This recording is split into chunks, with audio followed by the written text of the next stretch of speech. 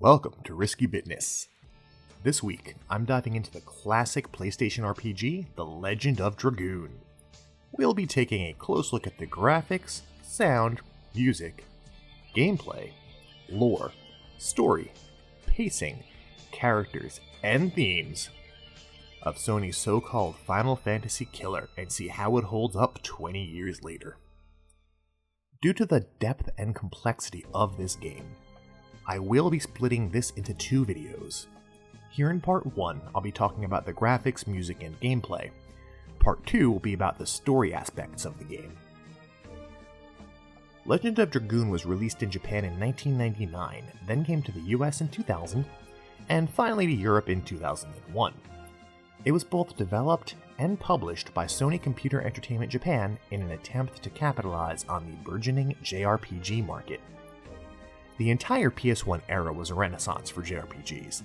Hot on the heels of the ultra-successful Final Fantasy VII were huge hits like Suikoden, Vagrant Story, Breath of Fire 3, Legend of Legaia, Xenogears, and Chrono Cross, just to name a few. Sony prided itself on having a huge development team for this game. They were very public about how large a project it was.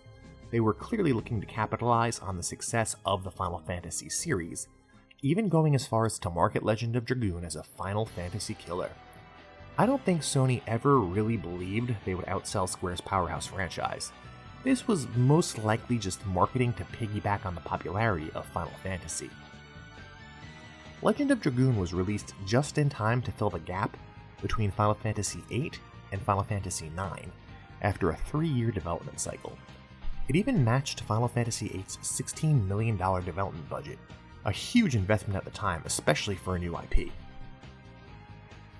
The gamble mostly paid off, as Legend of Dragoon sold 1 million units worldwide. Unlike Final Fantasy, most of these sales were in North America. This may be the first JRPG to find more success here than it did in its homeland. Unfortunately, this title was never re-released, so it did not have the opportunities of the Final Fantasy franchise to continue selling millions upon millions of units over the course of the next 20 years. That million-unit figure is dwarfed by how much every Final Fantasy game has sold since then. In fact, the IP seems to be lost or forgotten. I'm not even sure if Sony still owns the IP. A sequel was planned and got into the very early stages of development, but it never made it past planning. So there were like designs for characters and stuff that were made, but no actual work was ever done on developing the actual game itself. Throughout this video, I will be making a lot of comparisons between Legend of Dragoon and Final Fantasy VII and VIII, but don't blame me. This is Sony's own fault for making a comparison to Final Fantasy a cornerstone of the game's marketing campaign. That was not a great idea. In order to really dig into this, I want to start at the surface level, and we'll work our way down. Today, PS1 graphics haven't aged very well, but this is one pretty impressive game all things considered. It does use the 3D rendered characters against 2D backgrounds that was really popular at the time, but both the backgrounds and the characters do have a pretty nice level of detail both in and out of battles. Now on a side note, that was really done for cost reasons. It was much cheaper to use 2D backgrounds, and it worked with the PlayStation hardware very well. It's very hard to get that to look good on a modern display. In order to make this video, I used a few effects. I used a downsampling effect in order to kind of mush things together, so it's rendered at a very high resolution, then everything is downsampled to match the backgrounds, which is why you don't see the characters and the 3D models really popping here. They're subdued so that they fit in with the rest of the game, so it's kind of like a compromise between making everything look uniform and not distorting the backgrounds and making the characters look good. But in any case, the characters have great color, the enemies you battle also have fantastic colors. The backgrounds can look a little bit cluttered sometimes, but that's really just because there's so much being jammed into them. There's not a tremendous amount of detail, I don't think, in most of these backgrounds. There's just a lot of stuff. Some of the environments are a little bit boring, but some of the towns and things are just absolutely chock full of all kinds of different objects, items, shops, areas, people. A lot of the game's visual effects, they look really good for the time, especially the high-level Dragoon magic looks really, really cool. I'd say it's on par with the summons that we saw in Final Fantasy VII and VIII. Some of the environments are a little mundane, a little bit drab. But then there are ones that really stand out, like Ulara and Velweb. Lohan is also a really visually striking place with its big tall buildings and its huge bazaar. It looks like it's based on like Morocco or something like that. It's really cool. The use of light and color in some of the areas is excellent, really fantastic, and a lot of the environments are very similar to what you might see in Final Fantasy VII. They almost look like they're borrowed from that game. Considering that this game was kind of made in response to the success of Final Fantasy VII, that really shouldn't be a huge surprise. And I think that was a smart idea. If you're going to copy somebody, copy the best and biggest and most popular and successful game out there, right? And that's really all that they wanted to do. They wanted to copy Final Fantasy VII, but make it unique enough to distinguish itself. It's not really a bad thing at all that they borrowed some ideas about what things ought to look like. And I'm not saying that there are any directly stolen assets or anything like that, just a very similar design philosophy was definitely put into this game. And the visuals here, they're a compromise between the blocky map characters of Final Fantasy VII and the pixelated mess of the much more human-looking Final Fantasy VIII characters. They look nice, but they're a little bit cartoony here. Not as cartoony as Final Fantasy IX would wind up being, but overall, I'd say the presentation here is better than the juggernaut that is Final Fantasy VII, but it doesn't quite stack up against 8 or 9. I know with 8 it's debatable because 8's designs are a little bit... 8's designs, they really pushed hard to try and make something that looked, I guess, a little more hyper-realistic and a little less cartoony, but I don't think the PlayStation was quite up to snuff to accomplish that task. The text boxes I noticed are really plain looking. There's just a white kind of impact sans serif text. It's utilitarian. It's like form over function. I guess they didn't want to bother spending time and money and effort making these dialogue boxes look nice when there was so much more to this game that they wanted to accomplish. But then again, sometimes the devil's in the details. But it does look really clean, it does look really nice, so I think there's a balance there. The cutscenes absolutely stand out here. They're much better than what we'd seen in any Final Fantasy game up to that point. They're fully voiced, they have tons of action, lots of movement, animation, and originally they weren't even going to have cutscenes in this game, but it became kind of a pressure from Sony to put these in because everybody else was doing it, and it could really make things look very cool. And that's an actual quote from the president of Sony at the time saying he wanted them in there because they wanted it to look cool. And they do. They look really great. Moving along with the presentation, though, the game has really fantastic music. It's definitely among the best music on the PlayStation. It was composed by a fellow named Dennis Martin and Takeo Miratsu, who had previously worked on music for Japanese television programs. And there are a number of really fantastic tracks that you're going to hear in the background of this video. Even my wife, who's not a gamer at all, enjoyed the music while I was playing, and she really liked the battle music. She was like over there bobbing her head at her desk, it was cool. You know, she's not a gamer, but she really got into the music, she really enjoyed it. Moving along a little bit here, get the train back on the rails. A lot of the soundtrack has an orchestral score and live piano, bass, guitar, drums, and sax that can be heard alongside the synthesized instruments. It's a really high-quality piece of work in terms of composition and performance, and the game is scored really beautifully. The music fits the mood and visual effects. It all goes together really well. It's a high point of the game for sure. The music, I would say that if we're going to talk about music and how well music is used, I would say that this is as good as the Final Fantasy franchise was at the time. The Legend of Dragoon also contains a tremendous amount of recorded voice acting, much more than a typical RPG of the time. In addition to a lot of the cutscenes being voiced, the characters are voiced in battles also. Each player character does an anime-style call-out when executing an attack. It's cool, but it does get a little tiresome after hearing your character shout the same phrase over and over again. Even outside of these cutscenes though, a lot of the game is handled with a very cinematic presentation, which is typical of the generation. You know, there's a lot of care taken with the graphics, the sound, the music, the animation. It really feels like a labor of love. And it's still a much favored classic today for what's on the surface. And as we dive a little bit deeper, we can see where the Legend of Dragoon really shines and finds its own identity. If Legend of Dragoon delivered an experience that was similar enough to Final Fantasy, then it really would just be an imitator, and there were already plenty of those. Sony wanted to imitate Final Fantasy VII to a point, but it also wanted a game that was going to distinguish itself and not look like just a clone. So so they really gave this game its own personality, which was mostly expressed through its unique combat system. While the core of the combat is a traditional turn-based system, it really has a lot more depth. Instead of basic weapon attacks like in other games, it uses a system called additions, in which the characters can deliver a combination of attacks using almost like a miniature QuickTime event. When you choose to attack an enemy, two squares appear on screen, one stationary in the middle of the screen, and one that closes in on that square. When they overlap, pressing the X button moves to the next attack in the sequence. If you complete the sequence, your character will shout and unleash a special attack. Each character has a number of additions of varying complexity, and as you level up and gain additions, not only do they often contain more attacks, but the rhythm gets a lot trickier. Some of the most powerful additions in the game take a lot of practice and a lot of patience to master. You can only have one addition equipped at a time, so it's not like Xenogears or Legaia where you had the ability to do multiple different kinds of combinations. It was just the one addition at a time that you could choose.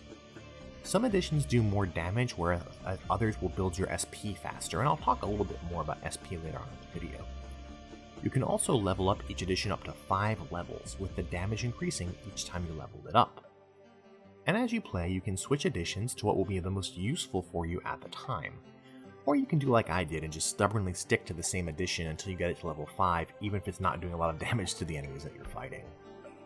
Some enemies will attempt to interrupt your additions, forcing you to press the circle button instead of X to avoid a counterattack.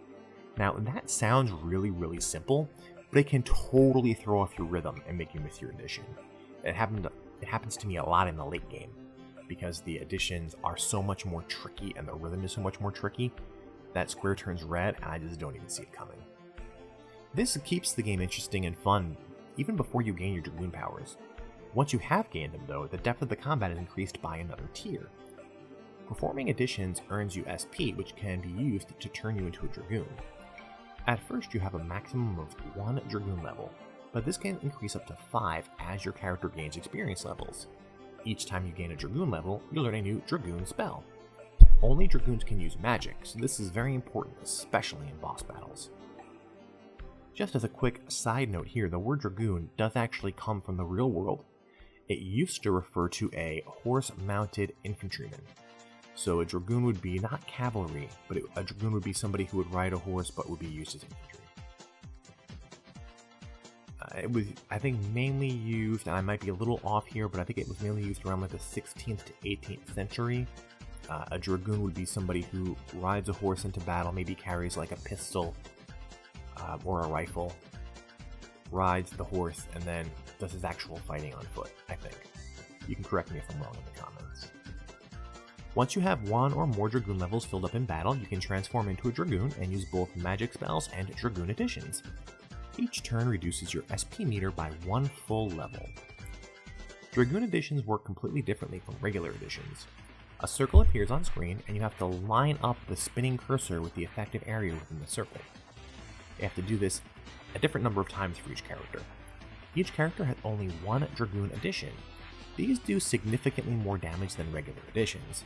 There's also a special command that can be used when all player characters have a full SP meter. It transforms all 3 characters into Dragoons and allows the character that issued the command to use automatic Dragoon additions. Magic spells are very powerful, but they're also extremely limited. MP cost is high and your character's MP is capped very low, so you generally won't be able to cast more than 2 or 3 spells in a given battle without using an item to restore your MP. There are also only a handful of defensive spells, so you have to be really careful in planning which characters you're going to take with you. With magic spells being so limited and only available to Dragoons, your human form needs some way to inflict magic damage against enemies, and this comes in the form of magical items that cast spells on the target. There are 2 kinds of magical items. Some simply cast the spell, while others are multi-items, and these allow you to do more damage by repeatedly pressing the X button during the magic animation. These are very useful, but you have to be careful when you decide which ones to carry with you. Your inventory is limited to only 32 total items, and you need to make sure you carry plenty of healing items with you as well due to the scarcity of healing magic.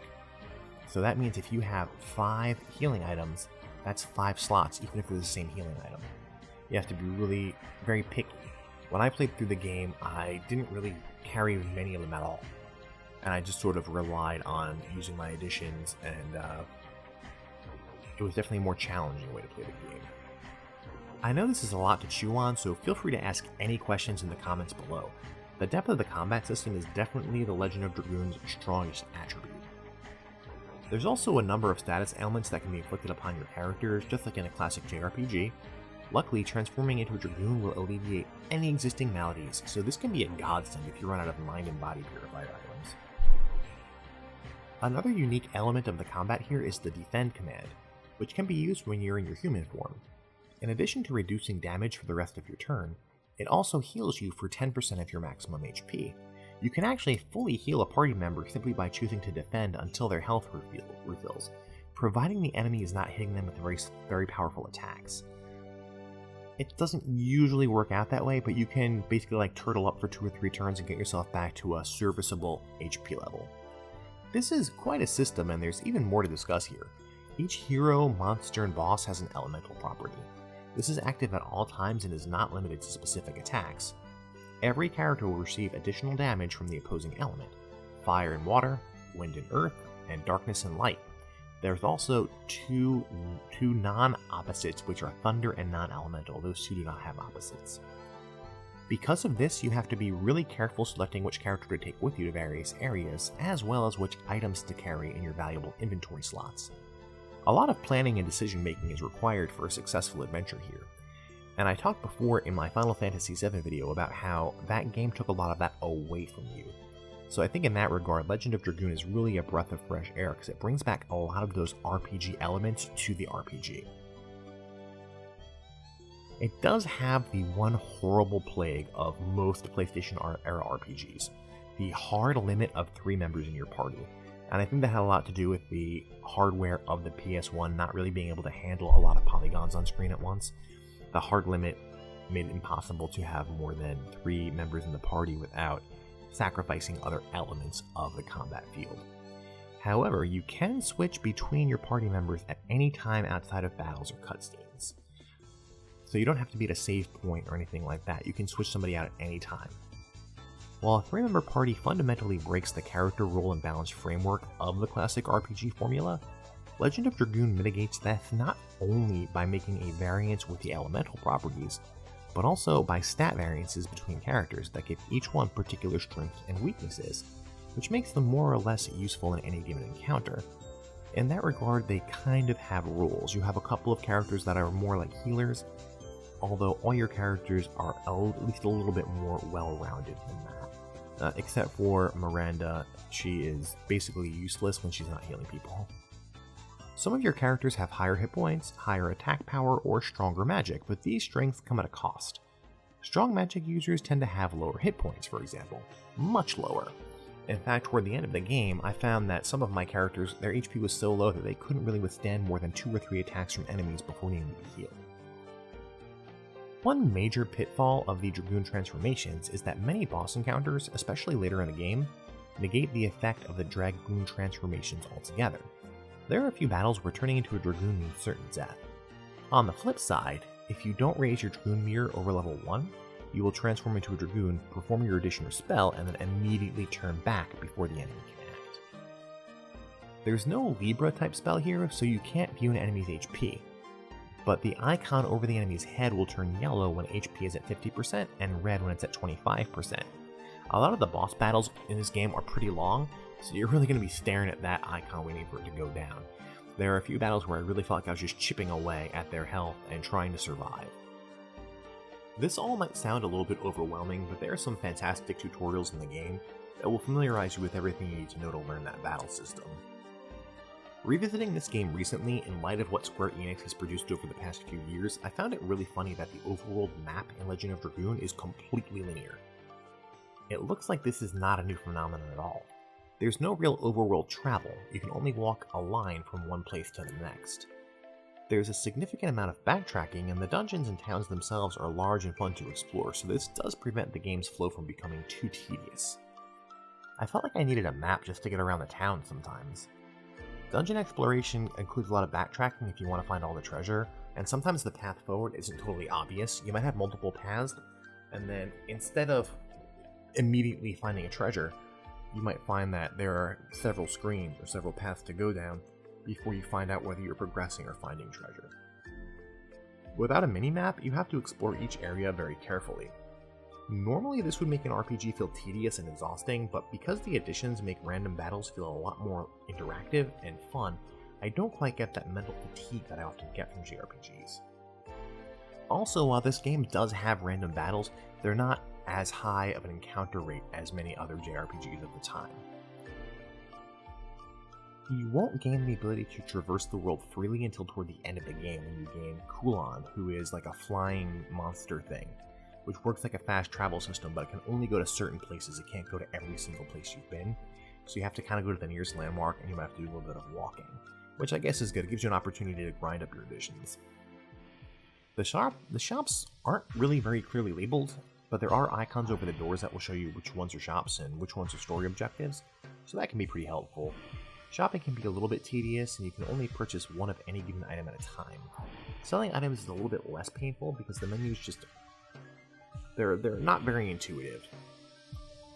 Money is hard to come by, and regular enemies only grant a very small amount of money and experience. The bulk of both are obtained by fighting bosses and unique monsters. You don't need to purchase new weapons often, and upgrades are really few and far between.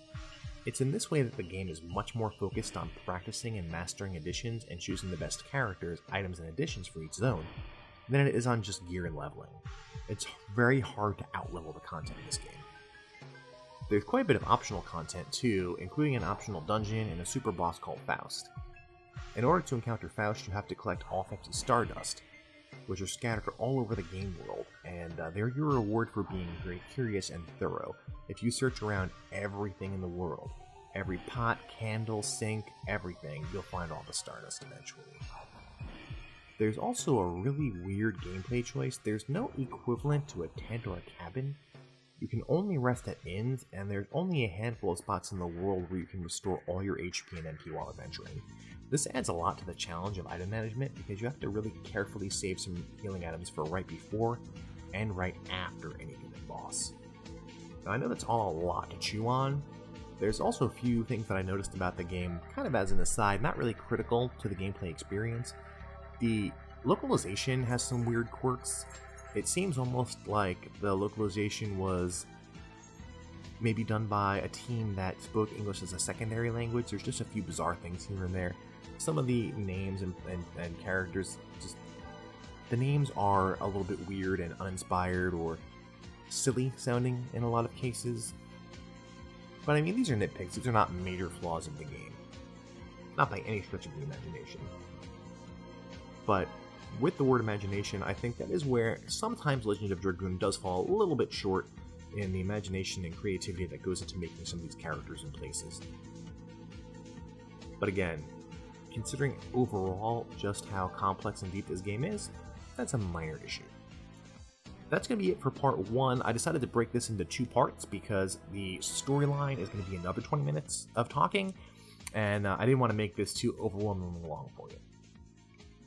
So that's it for now. Part 2 is going to be the storyline elements, the characters, the themes. We'll get a little bit more deep into the analysis of what's going on in this storyline, what the writers were trying to tell us, and let's see how that stacks up against the game series it was supposed to be the killer of, the immortal Final Fantasy, who is known for having fantastic, amazing storylines with lots of layers and depth. Thank you very much. Now, this is a real small YouTube channel right now, and I've been really on my grind on this thing, so if you want to help me out massively, leave a comment down below. Anything really is fine, just say hello. That'll help me out because it'll mean that more people will be able to see this video. And the more people see this video, the larger my channel can grow, and then I can reach a lot more people.